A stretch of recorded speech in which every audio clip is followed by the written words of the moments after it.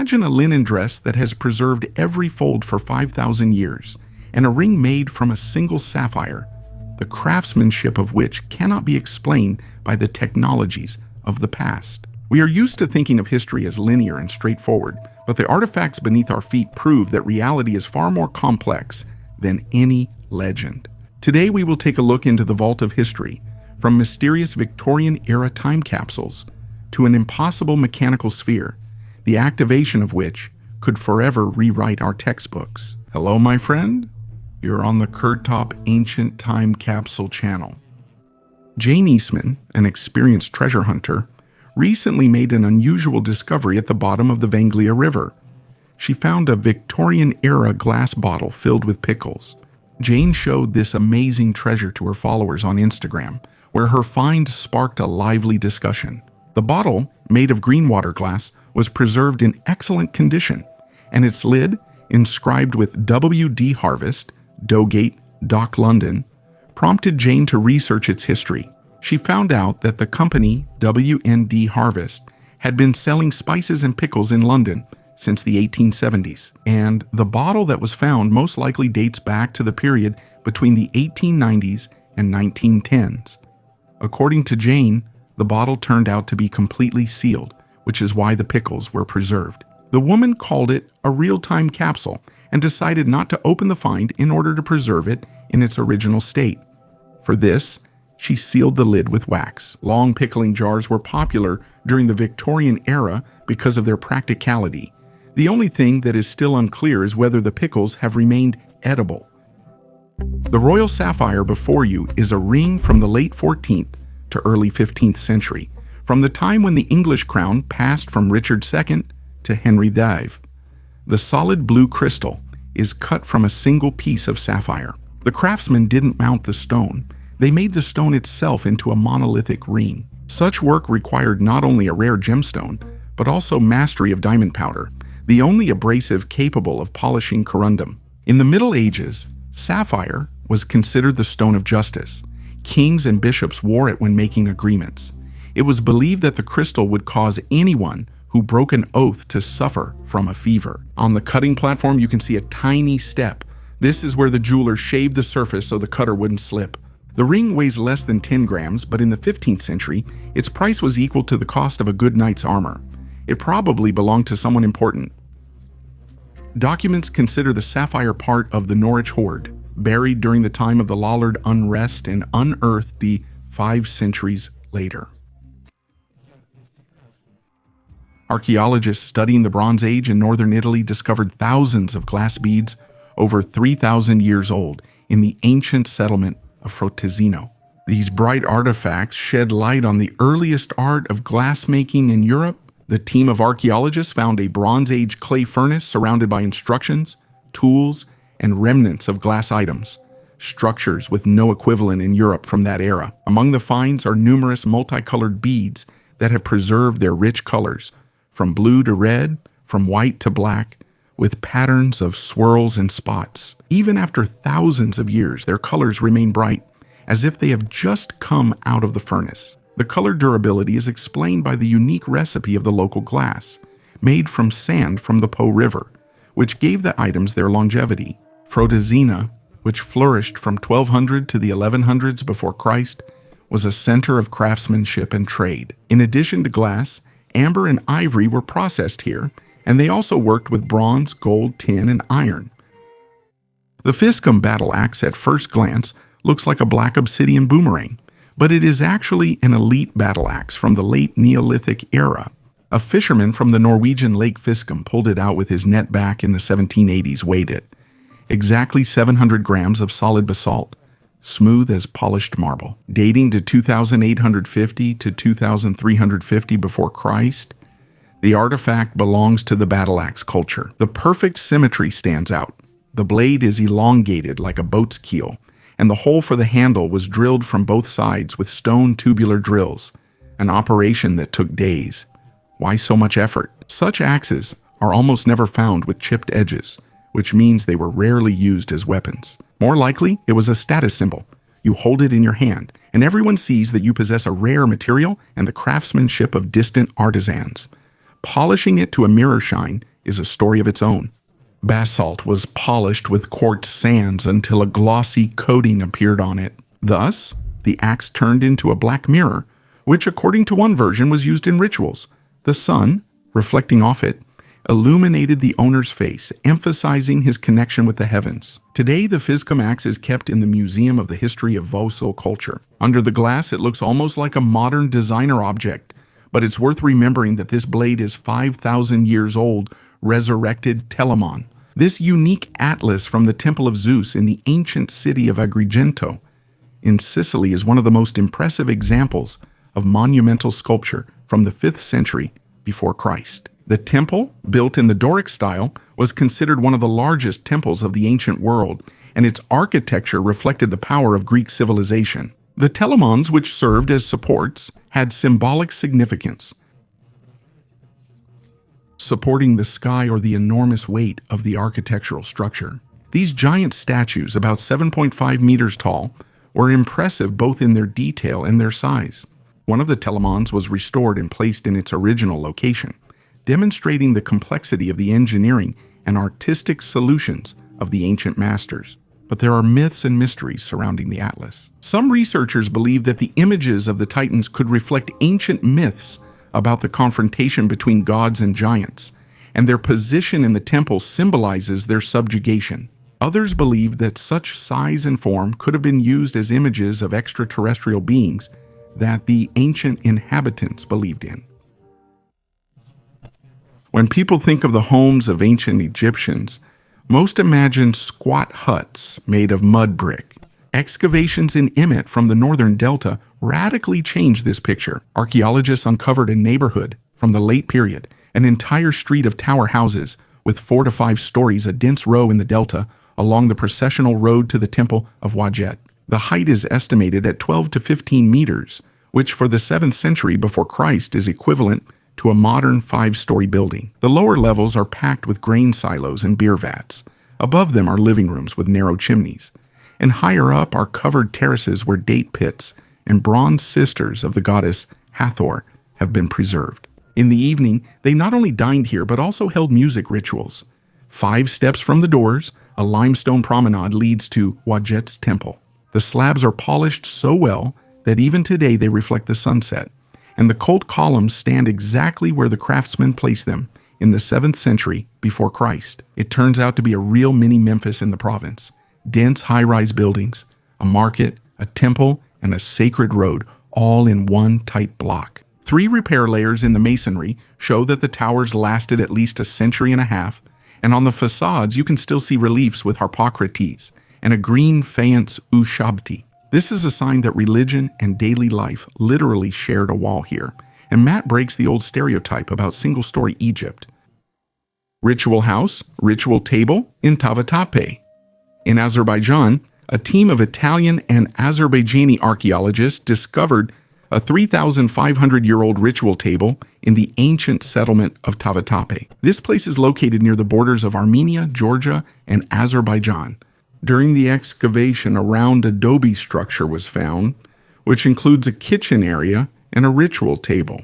Between 1500 and 750 before Christ, in the late Bronze Age and early Iron Age, nomadic peoples probably used Tavatape as a resting place before traveling through the mountains. Archaeologists also found a ritual table with 8 depressions and many ceramic containers, bowls, vessels made of black-fired ceramics, and long flat stones for mixing food. In the corner of the kitchen, a thick layer of ash and clay tokens with fingerprints have been preserved, which could have served as food ration tokens. At the entrance, there were originally wooden columns, and a thatched roof covered the entire complex, which was about 15 meters in diameter. Outside, animal bones and discarded pottery were found, as well as human figurines placed in sacrificial pits. And the fact that the structure was sealed along with all the pottery indicates its ceremonial nature. A manuscript surprise. Imagine opening a medieval folio, expecting dusty prayers, but instead you get a full-blown attraction. Some pages flare up with huge initials, others are covered with Turonian notes. The antiquity of the shorthand, which today can be deciphered by only a couple of dozen specialists on the entire planet. You come across a spread where the letters form the shapes of constellations, as if the author decided to combine a school primer with the night sky. You turn the page, and in the corner you see a tiny doodle. The scribe was testing the pen, quickly composing a mini medley of poems about birds. Half of the space is taken up by wide margins. Why waste such expensive parchment? It turns out that emptiness here is not really emptiness. It was on these margins that medieval students filled in marginalia, and later those same margins saved books from mold. The humid air would start to damage the edges of the book, while the text remained untouched. There is also a completely unexpected format, the bat book. This almanac was worn upside down from the belt, unfolded to full length, and instantly provided a calendar, lunar phase tables, and a list of saints for the year. The purple stains in the corners are mold scars. The manuscript was stored in damp conditions, allowing microbes to eat away at the pages. Now scientists are literally counting the fungal growth rings, just like on an old tree. Just imagine how much information is hidden in these cosmetic defects. They use them to date the library's moves and even alter our view of that era's climate. Visual Easter eggs like these make the manuscript more than just text. It's a real quest. Every note, every unexpected bookmark is a direct portal to the people who wrote, read, and used this book centuries before us. The lost text of the Bible. In Turkey, archaeologists have found a unique 5th century amulet depicting King Solomon defeating the devil.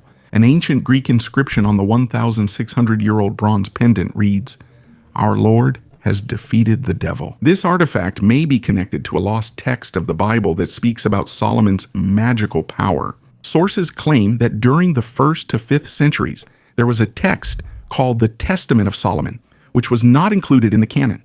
In this text, Archangel Michael gives Solomon a magical ring that allows him to control demons. The discovered amulet confirms that Solomon was seen not only as a wise king, but also as a fighter against evil. The artifact was found among the ruins of an ancient military structure in Adrianople, present-day Edirne. The amulet likely belonged to a soldier who believed in Solomon's magical protection. On the reverse side of the pendant, the names of the archangels Azrael, Israfil, Gabriel, and Michael are engraved. This symbolizes protection from evil, uniting the traditions of different religions. Azrael is known as the angel of death in Judaism and Islam, while Israfil is the herald of the end of the world, blowing the trumpet on Judgment Day. Gabriel and Michael are widely recognized in Christianity, the first as God's messenger, the second as a spiritual warrior. All these names enhance the protective meaning of the amulet. The amulet with Solomon is not just a historical find. It demonstrates how legends and religious traditions intertwine across different eras. The figure of Solomon unites the three world religions, remaining a symbol of wisdom and strength. The mysterious mechanism from Peru. You probably think that the history of ancient Peru is only about megaliths and mysterious lines in the desert, but what was discovered recently in the highlands of the Andes literally made scientists hold their breath. In a sealed stone box at a depth corresponding to 1,500 before Christ lay object X11. It is a perfectly round bronze sphere, inside of which something impossible is hidden. Through the slots in the metal, you can see gears and shafts, and the body is inlaid with quartz crystals, which are fitted with the precision of that era. Such mechanics are like finding a modern wristwatch in Tutankhamun's tomb. Officially, such technologies appeared among people only 3,000 years later. But the most frightening thing was discovered during the X-ray. The mechanism inside still hasn't been damaged by corrosion. It looks alive. Now, a group of engineers is preparing the experiment of the decade. They are planning to try very carefully to turn the main gear inside a vacuum chamber. Scientists hope the mechanism will once again reveal, through mechanics, why it was disturbed. This impossible device was made in the mountains 3,500 years ago. They replaced the alphabet with quipu, which is a bundle of ropes with knots. There is a main thread, and from it hang dozens of colorful cords. For a long time, it was believed that the Incas simply used the knots to count corn and taxes, as if it were an ancient abacus. A team of linguist programmers uploaded 21 complete quipus from a museum in Peru into a neural network. The algorithm looked at the color of the rope, how far it was hanging from the main thread, which knots were tied, and in what order. The machine quickly found repeating combinations like identical words in a long text. It turned out that the same set of knots on the yellow rope appeared next to records about grain storage, while another set on the red rope was linked with lists of warriors. Scientists compared this with colonial Spanish documents and realized that the quipu conveyed meaning much richer than simple counting. For example, a bundle of green rope plus 3 short knots almost always marks a place where corn is stored, while a red rope plus a double knot might mean a tax for the army. If the method is confirmed on a large number of quipu samples, they will stop being seen as just a knot calculator and will be recognized as real writing. Then the Incas will have to be moved from the list of civilizations without letters to the list of peoples who simply chose a different alphabet, a rope one, amber bowl. This magnificent amber bowl, which is about 3,270 years old, was found in a large, round barrow in Hove, England, during excavations in 1856. Amber is a material known for its beauty and associated with the sun and life energy. In ancient times, it was used not only for jewelry, but also for ritual purposes. According to researchers, the bowl that was found could have been an item of high status, belonging to an important member of society or a chief. Creating such a bowl required exceptional skills since amber is a fragile material, and working with it demands patience and craftsmanship. The bowl that was found indicates that people of that time had access to rare and valuable materials, which also confirms the existence of trade connections and exchanges with other regions. The fact that the bowl was buried together with its owner speaks to its significance for burial rituals or a belief in the afterlife. The substitute scarab. Do you remember the golden heart scarab from the tomb of Qet Nefer? For many years, museum plaques claimed that the amulet was carved specifically for this noble Egyptian woman. A recent scan with microluminescent lighting changed everything. Right under the engraved name of Qet Nefer, a faded text appeared. The first inscription was literally scraped off to rewrite the owner's name.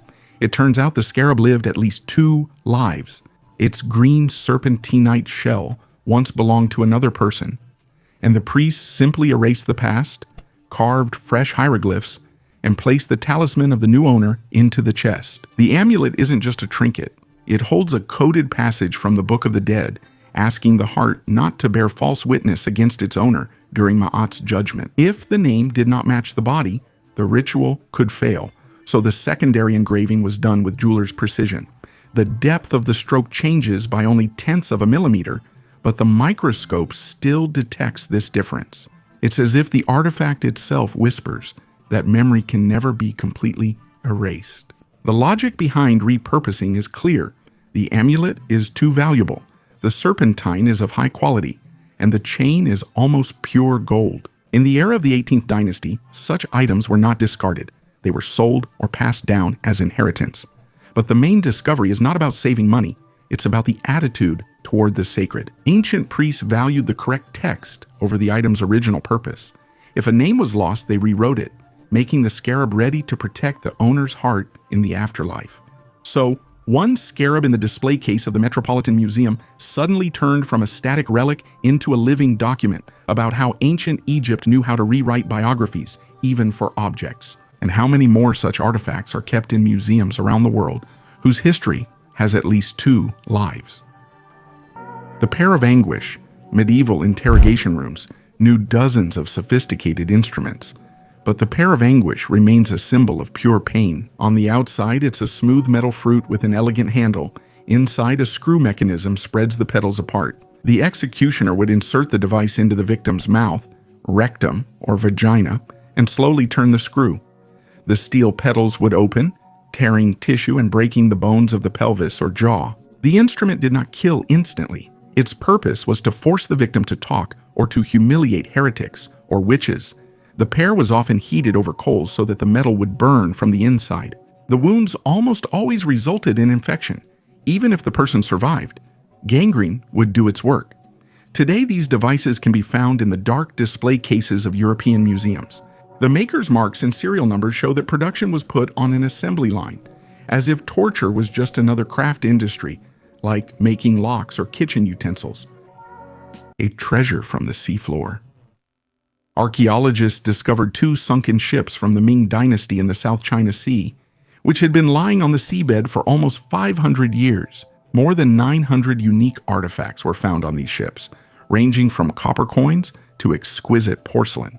The Ming Dynasty is known for its artistic achievements and active trade. Chinese ships sailed to India and Europe, where blue and white porcelain was extremely popular. Some ships ended their journey at the bottom of the sea, leaving behind time capsules. In 2022, 2 merchant ships were found at a depth of almost 1.5 kilometers and about 22 kilometers apart from each other. In 2023, researchers began studying and collecting artifacts. Underwater vehicles were used to retrieve items, and cameras and lasers were used to create 3D maps. From the first ship, 890 items were recovered, including copper coins and porcelain, and from the second ship, 38 artifacts such as deer antlers and ceramics. The ships may have sailed from Jingdezhen, the center of porcelain export. The discovered items are vivid examples of Ming Dynasty art, and the ships have become important witnesses to trade and cultural exchanges along the maritime Silk Road. The Minoan grill on display at the Museum of Prehistoric Thera looks like an ordinary barbecue grate, but it is over 3,000 years old. The Minoan stone blocks from Santorini look like a miniature relief of a fortress wall. On the sides are bullheads, on top are slots for skewers, and below is a neat row of round holes. Air flowed through them, fanning coals and making this portable structure a true Bronze Age turbo grill. Imagine sailors in the port of Akrotiri tossing pieces of goat meat onto these stone pans, while the aroma of smoke drifts through the streets that are now hidden beneath the ash of the eruption. Scientists have long debated why the Minoans needed such mobility. Was it for banquets on ships, street trading, or ritual feasts where the offering was shared right at the sanctuary? Whichever theory turns out to be correct, the technology works flawlessly.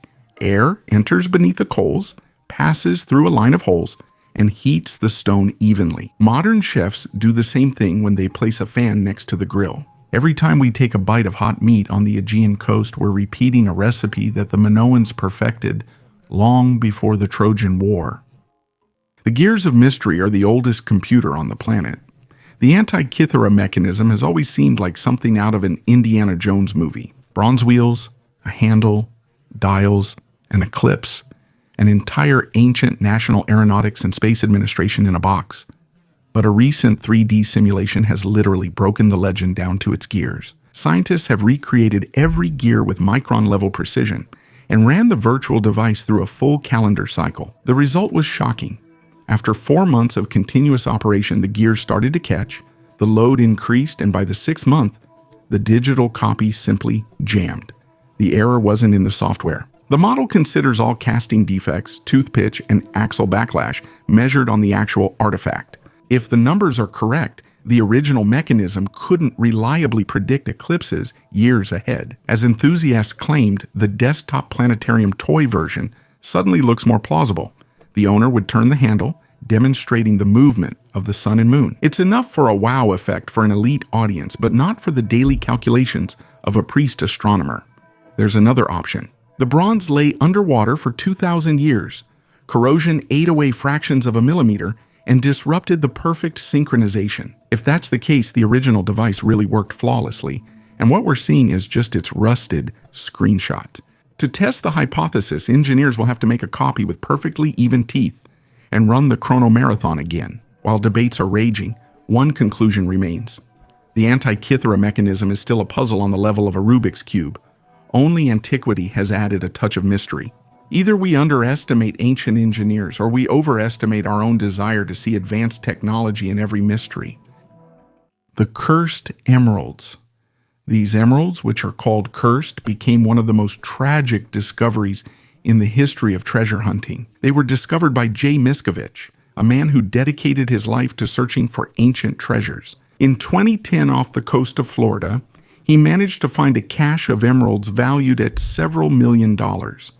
At first glance, it seemed like a stroke of luck that could change his life for the better, but the discovery soon attracted the attention not only of the media, but also of federal agencies, including the FBI. Legal proceedings and investigations began, aimed at determining the origin of the precious stones. A complex legal battle and public pressure turned Miskovich's life into a nightmare.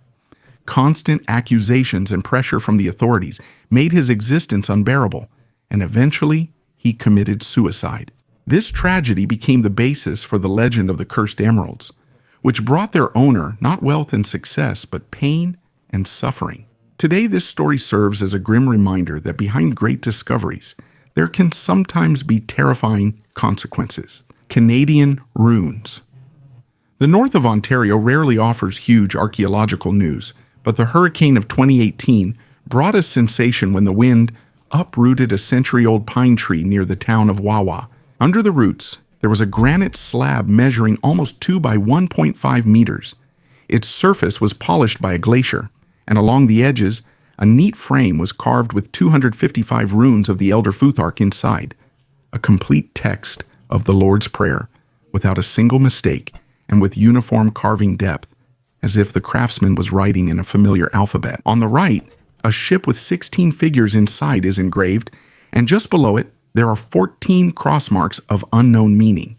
Radiocarbon dating doesn't help here, but geochemists determined that the thin layer of oxides on the bottom of the carving formed over about 200 years. So the pendulum dates back to the early 19th century, the era when Swedish and Norwegian Viking settlers were developing the surrounding areas. No, the style of the runes is already late, closer to the ethnographic monuments of Scandinavia, and the Christian prayer hints at a missionary context. The main question is why the slab ended up face down in the middle of the forest. One version says it was a forest church for a temporary lumberjack camp, with the stone as an altar.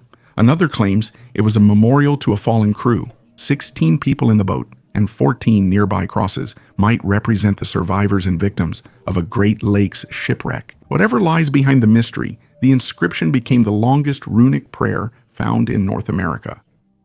The gas mummy, when workers from the gas company were digging a narrow trench just half a meter deep in the middle of the busy Puente Piedra district, they expected to come across another piece of stone debris rather than a window into a 1,000-year-old abyss. Instead of the usual sand, the shovel struck the dark trunk of a dried huarango tree. The ancient Peruvians placed such beacon trees only on graves, and inside, archaeologists saw a dark cocoon made of reed fabric. A teenager, about 15 years old, sat with his legs tucked under him, as if waiting for a ritual that did take place, but with a delay of an entire millennium. The Chanche craftsmen, who lived between the 11th and 13th centuries, knew the secrets of natural mummification.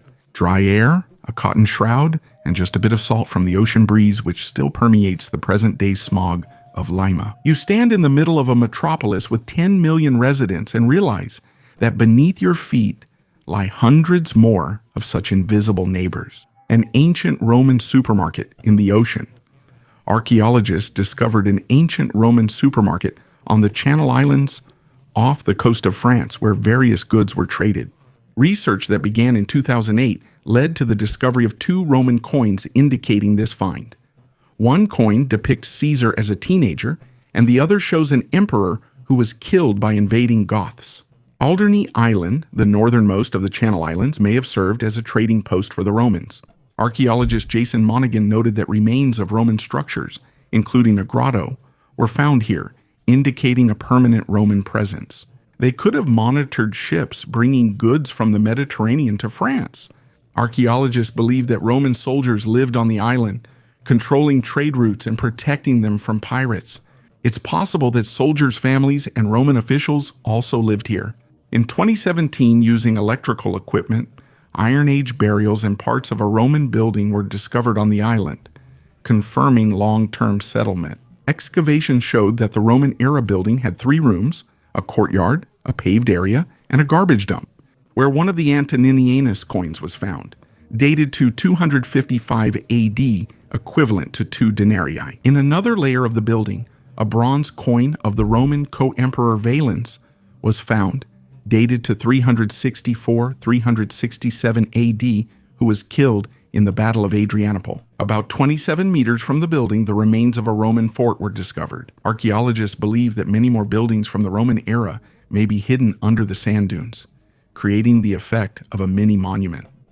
The Tarkon dress at first glance is just a piece of faded linen, but radiocarbon dating immediately reveals a sensation. The garment is at least 5,000 years old, making it older than the pyramids of Giza.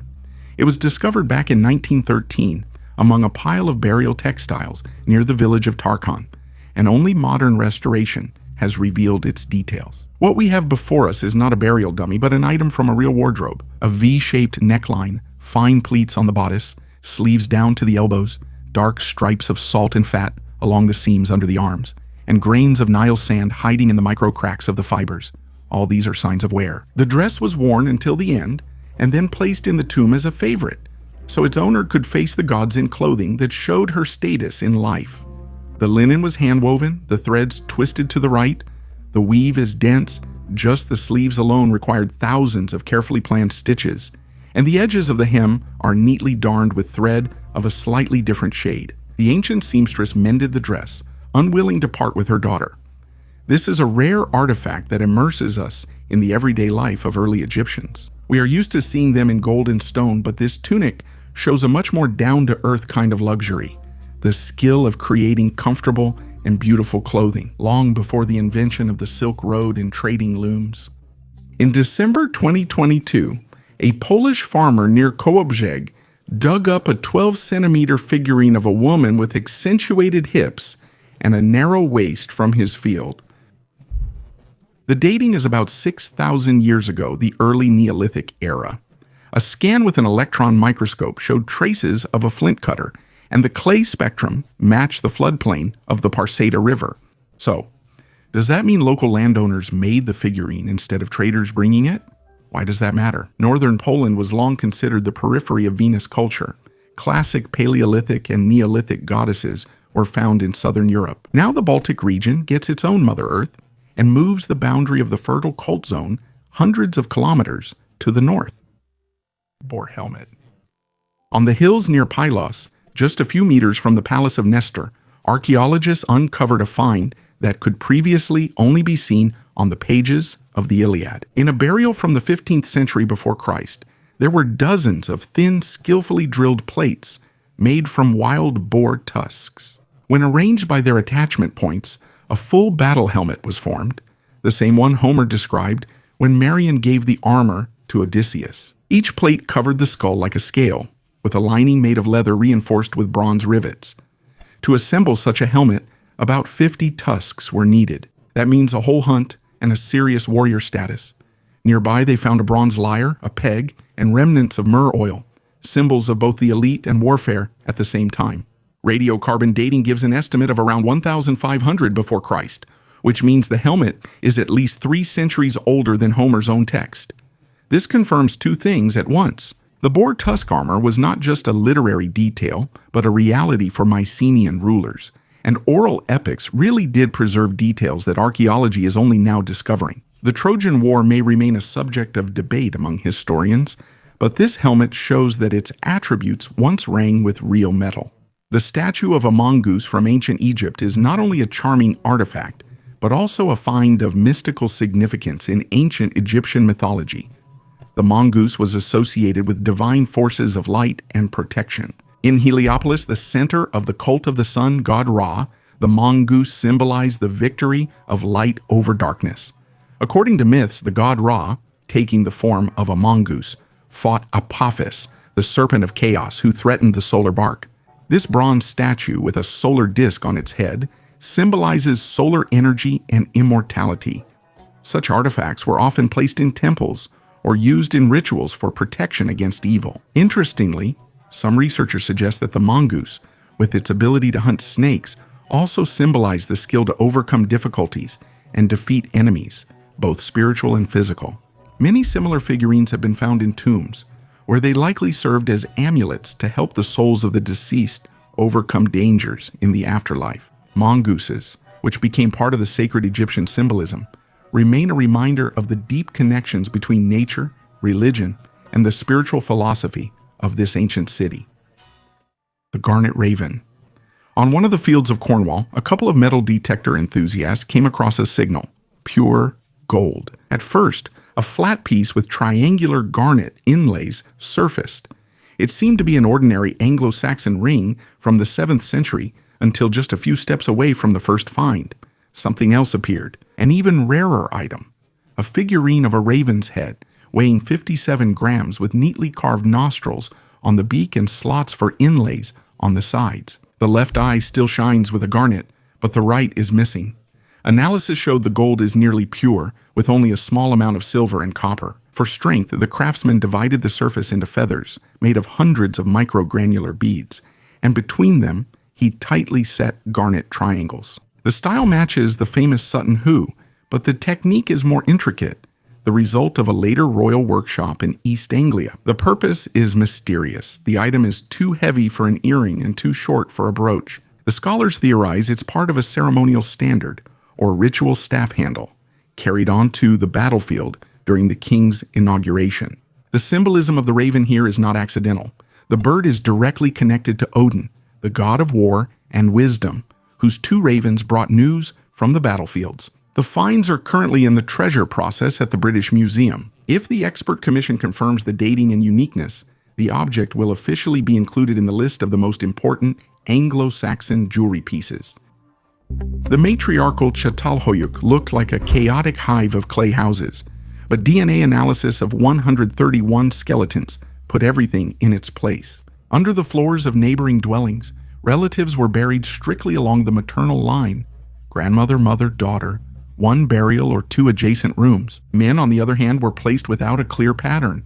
It turns out that the center of social organization in this Neolithic city was women, and blood was passed down through the female line. Especially telling are the gifts: tiny beads made of shells, lapis lazuli from the mountains of Afghanistan, miniature figurines of the mother goddess. All of these were given not to adults but to infant girls. Burial riches appear to anticipate the future role of the mistress of the house, while boys receive minimal ornaments. Even the layout of the neighborhoods hints at the feminine axis of the home. They are grouped in clusters of 3 around hearths, where the walls are decorated with hunting scenes, but the central place is occupied by female figures with accentuated hips. The symbol of abundance at Çatalhöyük has often been called egalitarian, as everyone had the same type of dwelling, which supposedly meant equality. Genetics reveals a nuance. Yes, there are almost no social classes, but real power lies in kinship ties, and they are governed by the maternal clan. The giant ditches along the Roman Fort Magna have long been known for their surprises, but the discovery in May surpassed them all. From the anaerobic sludge of the ramparts, archaeologists recovered a perfectly preserved leather boot with intact layered soles, lacing, a strap, and almost all hobnails. The length is 32 centimeters. That means it's a United Kingdom size 12-14 or a European size 47-48. For comparison, the average legionary's caliga barely reached today's size 41. The giant was not a myth. A second, slightly smaller pair was unearthed in the same layer, dated to the 2nd century AD. Everything was found at the bottom of the ankle breaker, a clever trap where an attacker would step in, fall into a pit, and leave his ankle to the Roman cavalry. The swamp water cut off the oxygen, so the leather, wooden clasp, and metal spikes have survived almost intact. Scientists are trying to figure out whether the owner was an elite bodyguard recruited from barbarian giants or simply a rare centurion giant. Mycenaean gold.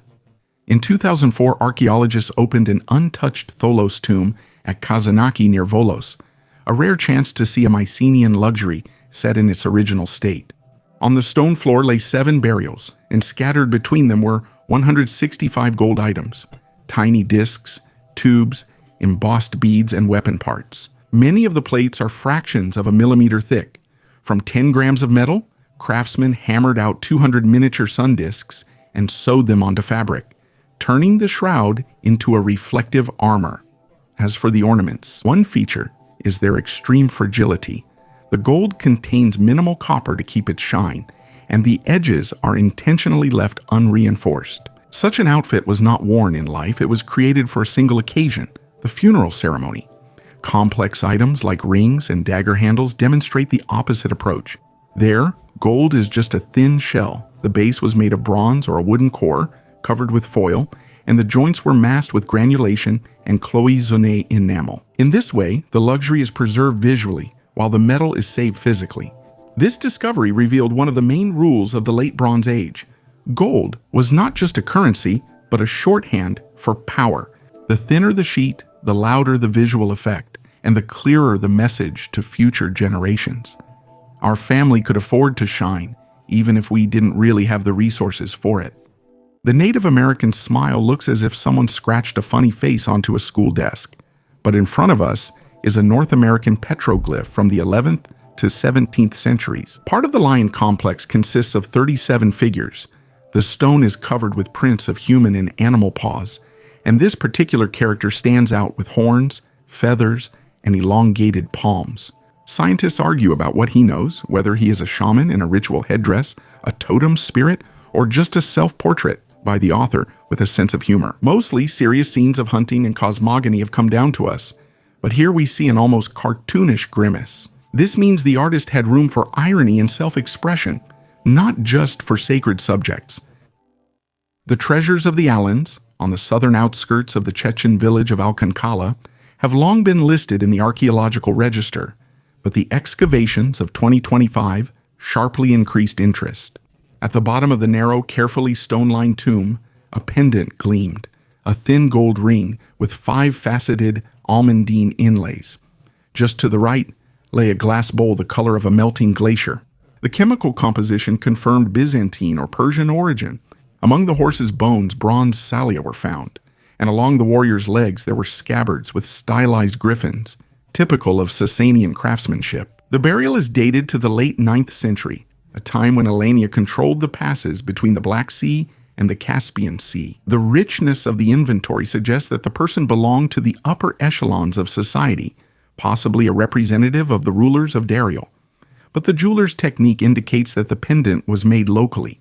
The gold features a typical platinum admixture from Caspian alluvial deposits, and the granulation uses an adhesive composition identified in Pekarsky finds. Taken together, the tomb destroys the old image of nomads as mere intermediaries. Allen's society at the end of the first millennium appeared more complex.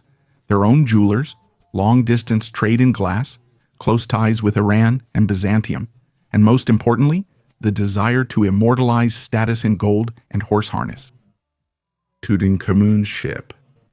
Inside the King's Valley, 62 tomb among golden masks and thrones, there was an object that Egyptologists immediately called a yacht for eternity. In front of you is an alabaster ship casket just a bit longer than a palm, its hull curved like a crescent moon, with the bow and stern shaped as mountain goat heads with inlaid horns. On the deck is a small temple with columns, papyrus motifs, and a miniature sanctuary where the young pharaoh's Ka was believed to rest. The material is Egyptian calcite alabaster, transparent like melted honey.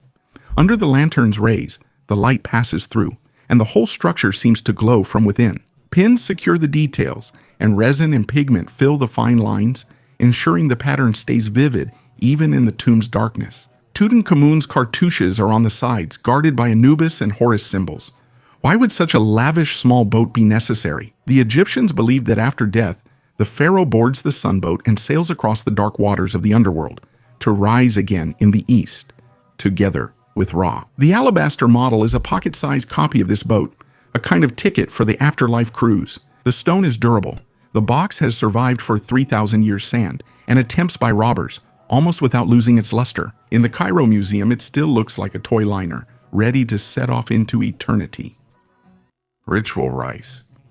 In the northern Retidian cave, archaeologists found rice husk imprints on pottery that are at least 3,500 years old. The only thing left is a thin starch film and phytoliths, but that's enough to confirm that the settlers reached Guam carrying rice across 2,300 kilometers of open ocean. Fields, terraces, and sickles were never found. This means the grains were preserved not for meals, but for rituals, possibly once a year, to remind the spirits of their ancestors about their distant home in Taiwan.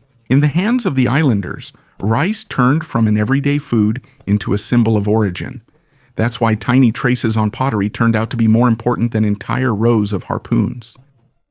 The Siberian blacksmith, Krasnoyarsk excavation Pinchuga 6, at first looked like just another standard Zhongnu burial mound field.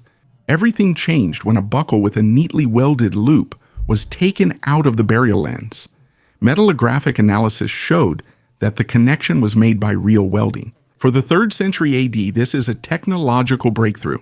Nearby were miniature hammers, knife blanks, and a charred half of a forge, all in one grave with the remains cremated together with the tools, a classic burial rite for a master craftsman, who, according to the beliefs, the blacksmith would need them in the afterlife. For Siberia of that time, such welded seams had never been recorded before. The composition of the seam matches the practices of steppe blacksmiths in the Zhongnu, but the method itself clearly comes from somewhere further south. This means the technique arrived via the Altai-Yenisei trade corridor, got stuck in an isolated settlement, and was preserved there. Bloody waterfall.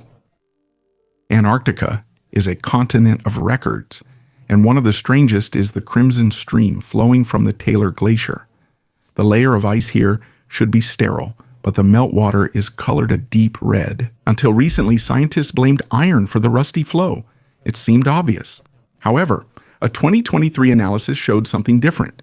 Nanospheres were found in the water, tiny particles smaller than viruses, with an iron core coated in calcium and aluminum. While under the ice, the color is hidden, but as soon as the water reaches the surface, the coating oxidizes instantly, and the stream looks like liquid blood. The source is an ancient salt lake that was sealed off millions of years ago. Salt lowers the freezing point and at the same time releases heat during crystallization, so the water remains liquid even at 10. In this closed, salty system, bacteria live that have been isolated since the time when modern ecosystems had not yet formed on Earth. They feed on sulfur compounds and survive without light or oxygen. It's a direct scenario for possible life beneath the ice of Europa or Enceladus. The blood-red waterfall isn't a mystery or caused by algae. It's a demonstration of how chemistry, microbes, and geology can work together to create an absolutely alien scene on our own planet. In 2014, the Odyssey Marine team raised the remains of the steamship SS Central America from the bottom of the Atlantic, which sank in 1857 during the gold rush. Among the bars and coins on the silt lay a tiny daguerreotype, a portrait of a girl with dark curls and a calm half-smile. The glass of the frame was shattered, but the silver plate survived. The salt water cut off the oxygen, and the image lay at a depth of 2,194 meters for more than a century and a half. The newspapers immediately dubbed her the Mona Lisa of the Abyss. The name of the model is unknown. On that voyage, there were investor miners on board, their wives, and a bunch of New York bankers. The portrait could have been a wallet talisman for any of the passengers, judging by the style of the dress and brooch. Restorers dated the photograph to the early 1850s. That means she was no older than 30 when the photo was placed in the travel case. Today, the daguerreotype is displayed alongside the gold in Central America. Interestingly, the small silver plate tells more about the tragedy than tons of precious metal. Now, it is the only portrait of nearly 500 drowned stories, and this is just a small part of the mysteries that the Earth has already begun to reveal. Like and subscribe, and I'll see you at the next excavation, when under another layer of sand we discover a forgotten story. Thank you for watching this video until the end. Goodbye, everyone.